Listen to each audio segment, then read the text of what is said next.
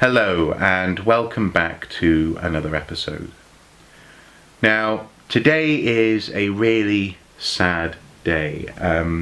We're waking up really in the UK to the news that Robin Williams has passed away, seemingly at his own hand and apparently as a result of a long-standing battle with depression. Now, I have some experience with depression myself, both in my family and also personally. And I will briefly talk about that at the end, but I really wanted just to make this video to focus on the positive, the wonderful, beautiful, amazing contribution that man made to so many people's lives through the work that he did in comedy, in film, and it just in his approach to life and to cynicism.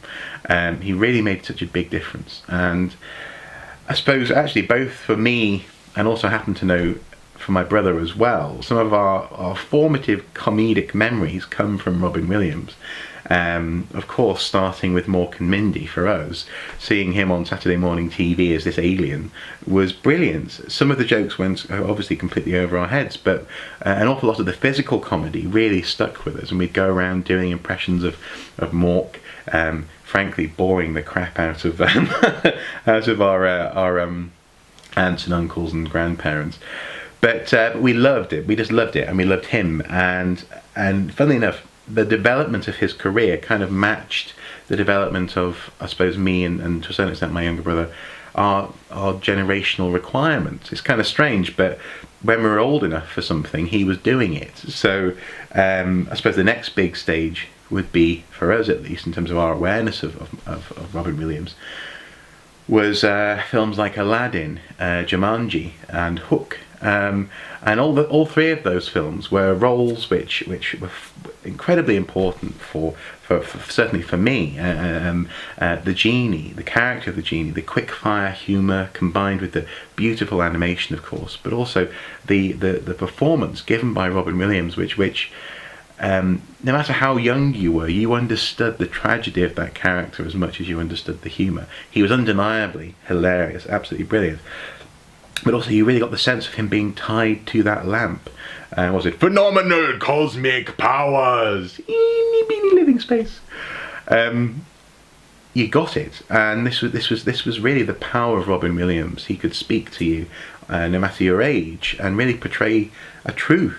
The character that he was portraying, he could really bring it to you, and you got it. You understood it, no matter how old you were. In Hook, part of the brilliance of that film was that, of course, people talked at the time about how he could portray Peter Pan because he was a bit of a child himself. But what they sort of tend to overlook actually is the fact that he also portrayed a really good, stressed out dad at the beginning, an adult who was just too busy. No, I haven't got time for this, I'm on the phone. He portrayed that as well in that film. He wasn't just a boy man or a man boy. And it's the rediscovery of that man boy that he portrays, which again is part of the brilliance of Hook. I mean, people often underrate it. I think it's a brilliant film. I think they underrate it because of the way it was marketed. It was marketed slightly cynically, especially with all the toys that came out at the time.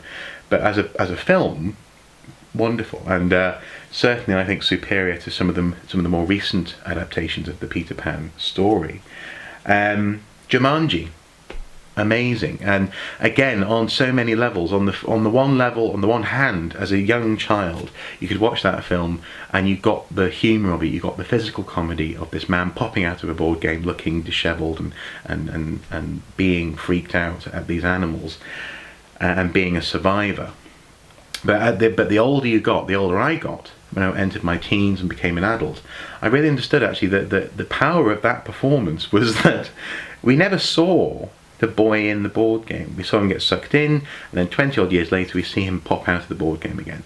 But Robin Williams was able to portray the horror, the trauma of living in this nightmarish jungle for all of his childhood, I suppose. He's certainly going through big changes in life, as it were, into adulthood.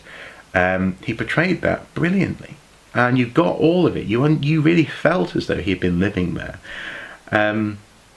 all because of just how great this man was as an actor. And again, it came out of that ability to be a child, to have a childlike view of the world. But it was always tempered with something brilliant, and that was the power of Robin Williams' acting, certainly. To a certain extent, the same is true of Mrs. Doubtfire. People often they go, well, of course that was going to be funny, as a man dressed as a woman. But if you look at a film like Big Mama's House, that's not as funny as Mrs. Doubtfire. There's something about the character he created there, which was brilliant, absolutely brilliant. And of course, there's his inimitable impression of a hot dog that he does in that film. The physical comedy again was still part of his charm. Now, at the other end of the spectrum, you have films like 1 Hour Photo and Insomnia, where it's a much darker performance. In many ways, actually, I was really quite surprised by this. At the time, I was working in Blockbuster, and we got to have some free rental so we could know what we were recommending to people. So I got Insomnia and 1 Hour Photo. I thought, oh, Robin Williams, brilliant, Jumanji, and it's not Jumanji at all. It's much darker, much more brooding performances in those. But what made them brilliant was the multifaceted nature of Robin Williams' character. He understood, I think, the character he portrayed, in the 1 Hour Photo, because he kind of felt that way, in that sense that this man was a lonely man who was disappointed by this family that he was obsessed with. Now, I'm not saying Robin Williams was necessarily all that lonely, but he would certainly seem to have been disappointed by elements of the world around him. He was disappointed by politics, disappointed by some struggles in daily life where people were so petty with each other, and he portrayed that in his comedy. And so when it came to 1 Hour Photo, here's a man who isn't vindictive, who isn't evil. He's in many ways quite lovely. He's just an obsessive who becomes very disappointed when he sees a family breaking apart, which he thought was the perfect family. And the photos that his character takes at the end of that film, if you've seen it, you'll know what I'm talking about, but I don't want to spoil the film. In that bedroom, he's not taking the photos that a vindictive adult would take. He's taking the photos that a disappointed and heartbroken, innocent person would take. And in that sense, again, I think it was a beautifully written script, but also a wonderful performance from Robin Williams. Which was surprising, and this is one of the hallmarks of his career, was that he was always surprising. In Insomnia, for example, again a very similar tone, which I think was so interesting because of that element of disappointment, that element of having an idea of the world and then having it meet a challenge. In this instance, the sun never setting, and there was always that slight sort of edge of. You didn't expect a joke from him, but there was something about his voice, about the way he portrayed a darker character, which made you think, actually, this person could have gone down the route of being a comedian, but instead they've gone down the route of maybe being a killer or something. It's, again, brilliant performances. Now, of course, I have to mention Good Will Hunting and the Dead Poets Society. This is another element of his range, where in both those films he portrayed a mentor figure. In Good Will Hunting, the scene where he's telling Matt Damon's character, "It's not your fault, it's not your fault, it's not your fault," over and over, was so powerful, and again, pitch perfect. This is a hallmark of Robin Williams for me, and in Dead Poets Society, he actually made me want to go and be a poet. The way he described words dripping from their mouths like honey. And again, I know lots of this stuff we're talking about script writers, we're talking about the words given to the actors by the script, but the performance in Dead Poets Society,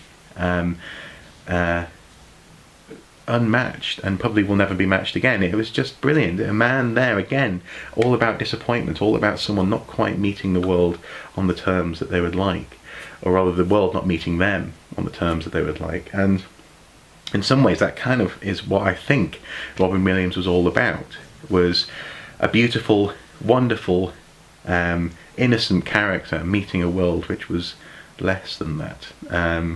Certainly he had his problems with drugs, and again he turned that into comedy. He was just brilliant, absolutely brilliant.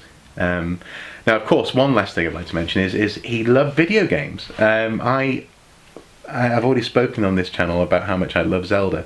He actually called his daughter Zelda and appeared in the advert that ran for Ocarina of Time 3D on the 3DS with his daughter Zelda. So again, I really sort of, I can appreciate the man on that level. He liked Zelda, good taste. In fact, I'd like to call our daughter Zelda if we ever have a child, but my wife isn't really up for that. So maybe it'll be a secret name just between us. Yes. But I suppose the point is, he's been an important comedian and actor in my life, and important in terms of I suppose how I grew up viewing comedy and viewing the world and viewing alternative approaches to dealing with problems. And I just wanted to talk about it. I don't feel as though I knew him. I'm not feeling a personal loss.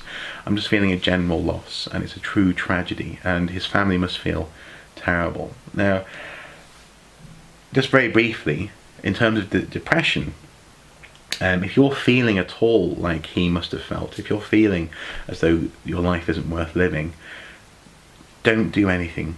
Don't go through with it. Talk to someone. If you don't want to talk to someone, just keep breathing. I promise you, you can get through this. I've got through a couple of bouts of very bad bouts of depression myself, and it's not easy. You can't always do it on yourself, by your own. Sorry, you can't always do it on your own. But you will be missed. That's the most important thing I can say. Is you may not feel as though you're important, as though you're worthwhile, but you will be missed if you do anything like that. You'd be amazed about the people around you and how you've affected them in your life. And if you go, then you're going to leave a hole in someone's life, and even though you may feel as though you don't know what you're talking about, you don't know how terrible I am, I'm a terrible person. At the time, that's exactly how you feel, and you feel as though no one else, even if they really want to help you, no one else really understands just why you don't deserve help. You're a scumbag, but you're not. And just hold on and do what you've got to do to get through even the day. Just get through the day, keep breathing and keep going, because just like Robin Williams, you will be missed by people, and you are loved by people.